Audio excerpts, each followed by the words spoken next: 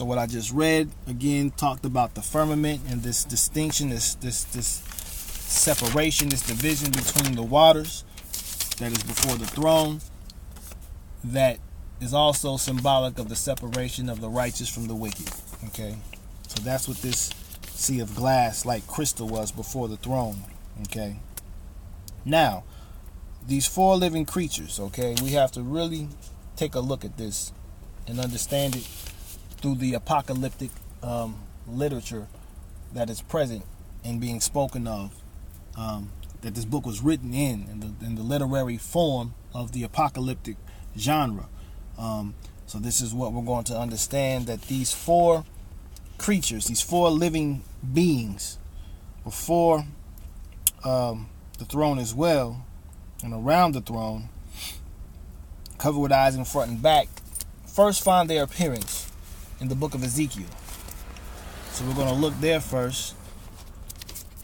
Ezekiel is also an apocalyptic type of book dealing with visions. Okay, these again are not literal matters or literal perceptions. These are spiritual perceptions, visionary perceptions that these prophets had received through being set apart. And this is how they're understood. This is how they're perceived. This is how we are shown and revealed what the meaning of these matters are as well through the Spirit. So this is Ezekiel 1 verses 4 through 12. It says, "And I looked and saw a whirlwind coming out of the north, a great cloud with fire flashing itself. And brightness was all around it, and out of its midst glowing metal, out of its midst of the fire. And out of the midst of it came what looked like four living creatures. And this was their appearance. They had the likeness of a man, and each one had four faces, and each one had four wings. And their wings were straight feet, and their feet were straight feet, and the soles of their feet were like the soles of a calf's foot, and they sparkled like the appearance of polished bronze." Okay, this is refinement again. "And under their wings, on their four sides, were the heads of a man, hands of a man. And each of the four had faces and wings. Their wings touched one another. They did not turn when they went, but each one went straight forward. And the likeness of their faces, the face of a man, and each of the four had the face of a lion on the right side, and each of the four had the face of an ox on the left side, and each of the four had the face of an eagle."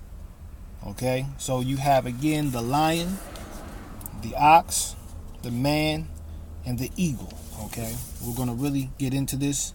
We're going to turn to right now the book of Genesis 49. We're going to understand who this lion is. The book of Genesis 49 tells us who the lion is. Verse 9 tells you this: "You, Yehuda, Yehuda is a lion's cub." Verse 9, "From the prey you have gone up, my son. He bowed down, he crouched like a lion, and like a lion who does rouse him." So here we have the lion, okay? And we're going to understand this in relationship to the configuration of an important matter as relates to the camp of Israel, okay? So again, Yehuda is the lion. Let's look at Deuteronomy. Well, let's go to verse 3 and understand the man, because it's in the same chapter. It says, "Reuben, or Reuben, you are my firstborn, my power and the excellency of my strength, the excellency of exaltation, and the excellency of power." So this is clearly defining Reuben as a man, okay? The others are described in some other ways, but Reuben is clearly identified and described as a man. To understand the calf, we're going to go to Deuteronomy 33 and look at verses 16 and 17. It reads as follows: "With the choices of the earth and all that fills it, and the good pleasure of him who dwelt in the bush, let it come on the head of Yosef, and on the crown of the head of him who is separate from his brothers. His splendor is like a firstborn bull, an ox a bull, and his horns are like the horns of the wild ox." His power is like the power of a wild ox, okay? This is speaking here of Yosef, particularly of Ephraim, okay? "With them he pushes the peoples to the ends of the earth, and they are the 10,000s of Ephraim, and they are the thousands of Menashe." So this is particularly related to Ephraim, who received the blessing over his older brother Menashe, or Manasseh, as some people call him, but it is Menashe. Okay, so This is Ephraim is the ox. You have your Reuben as the man, and you have Yehuda as the lion. This leaves us with one last one. Although Dan is considered a serpent in Genesis 49, 16, and 17, when you look at that, just reading it real quick, it says, Dan rightly rules his people as one of the tribes of Israel. So he is a judge, okay? He is a ruler, Dan. The word Dan means judge, okay? Dan is a serpent by the way, an adder by the path that bites the horse's heels so that its rider falls backward, okay? So understand, judgment in many places of Scripture are related to eagles, okay? We can look in Deuteronomy 28 as one of the particular locations of an eagle to judge Israel.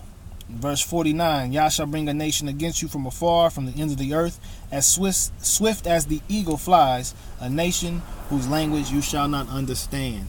So as a judge, Dan is understood as an eagle, okay? It is almost synonymous with the serpent, which is one of the antagonists of Scripture. And also you can also parallel that with an eagle, which is also considered at times in Scripture an antagonistic totem for Israel.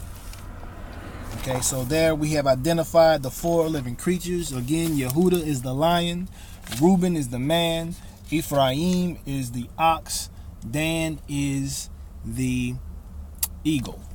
Now, to really tie this all together, we're going to look at Numbers 2. This is the only way we're going to really understand this, is to read the whole chapter in its entirety, or really the first 30 verses.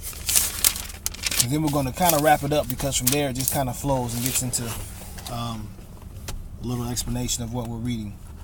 This is Numbers 2. And Yah spoke to Moshe and to Aaron, saying, the children of Israel are to camp, each one by his own banner. So these nations had banners. These banners were representative of the tribe that it was a part of, and each of the nations divided up had a head over the sides or the direction of the camp that they were facing.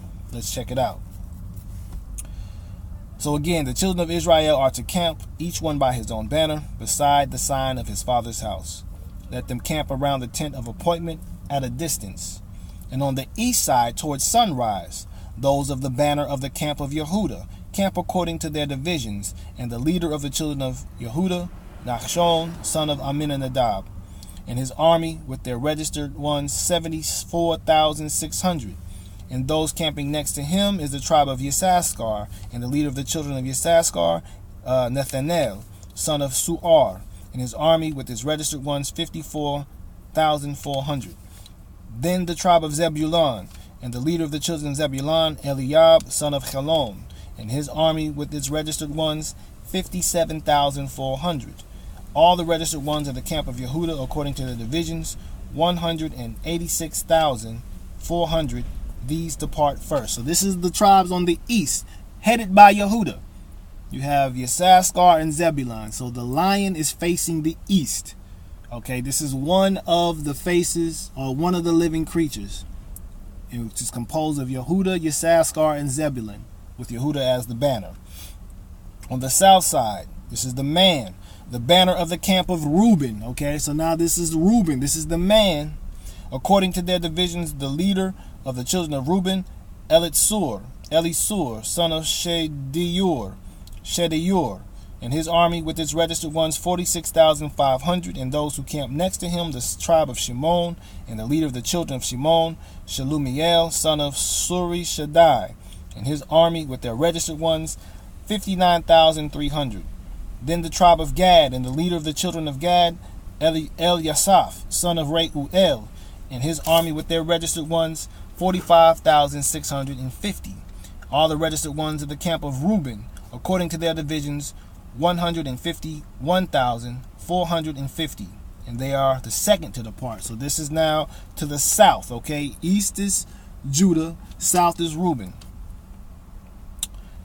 In the tent of appointment, the camp of the Levites shall move out in the middle of the camp, because they were the officiators of the Ark of the Covenant in the tabernacle. So this is where the presence of Yah dwelt, and the Levites were the mediators between Yah and the rest of the nations.